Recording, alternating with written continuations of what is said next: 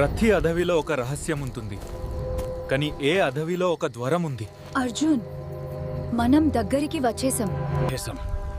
ఏ దేవాలయం పగలు కనిపించదు, రాత్రి మాత్రమే కనిపిస్తుంది.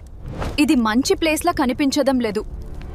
ఏ ద్వారం తెరిస్తే అంధకరం బయటకి వస్తుంది.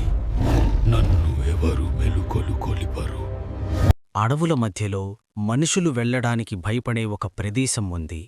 ఆ ప్రదేశంలో ఒక పాత దేవాలయం ఉంది. ఆ దేవాలయం గురించి ఒక వింత కథ ఉంది.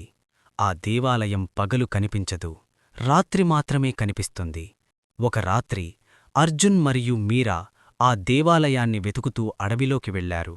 మబ్బుల మధ్యలో నెమ్మదిగా ఆ దేవాలయం కనిపించింది. అది సాధారణ దేవాలయం కాదు. గోడలమీద వింత గుర్తులున్నాయి. అవి రక్షణ చిహ్నాలు, ఏదో లోపల బంధించబడిందని సూచిస్తున్న చిహ్నాలు. వాళ్లు దేవాలయం లోపలికి వెళ్లారు. లోపల పెద్ద పెద్ద విగ్రహాలున్నాయి. అవి చూస్తున్నట్టే అనిపించింది. ఒక్కసారిగా విగ్రహాల కళ్ళు మిరిపించాయి. దేవాలయం కిందకి వెళ్లే ఒక రహస్య మార్గం కనిపించింది. అర్జున్ మరియు మీరా నెమ్మదిగా కిందకి దిగారు. కింద ఒక భారీ రాయి తలుపు ఉంది. ఆ తలుపు మీద ఒక హెచ్చరిక రాసి ఉంది. ఈ ద్వారం తెరిస్తే అంధకారం బయటకు వస్తుంది. మీరా అర్జున్ని ఆపడానికి ప్రయత్నించింది, కాని అప్పటికే ఆలస్యమైంది. అర్జున్ ఆ తలుపును తాకగానే భూమి కంపించడం ప్రారంభించింది. తలుపు మీద ఉన్న గొలుసులు తెగిపోయాయి. తలుపు నెమ్మదిగా తెరుచుకుంది. లోపలనుంచి చీకటి, పొగ బయటకు రావడం ప్రారంభించింది. అచానక్గా ఒక భారీ చేయి బయటకు వచ్చింది.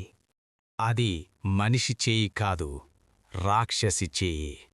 నెమ్మదిగా ఆ రాక్షసి ద్వారం లోపలనుంచి బయటకు వచ్చింది. ఆమె కళ్ళు ఎర్రగా మెరుస్తున్నాయి.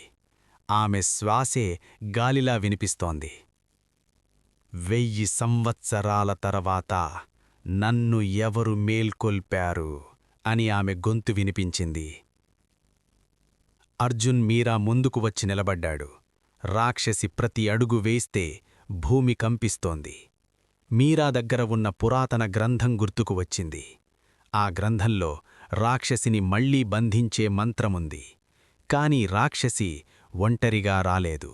ఆమె పిలుపుతో చీకటి లోపలనుంచి పిశాచాల సైన్యం బయటకు వచ్చింది. అర్జున్ తన ఖడ్గంతో పిశాచాలతో యుద్ధం ప్రారంభించాడు. మీరా మంత్రం చదవడం ప్రారంభించింది. మంత్రశక్తితో రాక్షసి చేతును కట్టుకుపోవడం ప్రారంభమైంది. ఆమె కేకలు దేవాలయం మొత్తం మార్మోగించాయి. కాని మంత్రశక్తి పెరిగిన కొద్దీ దేవాలయం కూలిపోవడం ప్రారంభమైంది.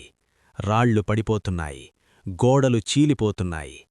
అర్జున్ మీరా చేతిని పట్టుకుని బయటికి పరిగెత్తాడు. వాళ్లు దేవాలయం బయటికి వచ్చిన వెంటనే దేవాలయం మొత్తం కూలిపోయింది. అన్నీ ముగిసిపోయాయని వాళ్లనుకున్నారు. కాని ఆ కూలిన రాళ్ల కింద చీకటి లోపల ఒక ఎర్ర కంటి మళ్లీ తెరుచుకుంది. ద్వారం ఒకటే కాదు, ఇంకా 6 ద్వారాలున్నాయి అని ఒక నెమ్మది గొంతు వినిపించింది. అర్జున్ మరియు మీరా ఒకరినొకరు చూసుకున్నారు. ఎందుకంటే ఇది ముగింపు కాదు, ఇది అంధకార ద్వారం ప్రారంభం మాత్రమే.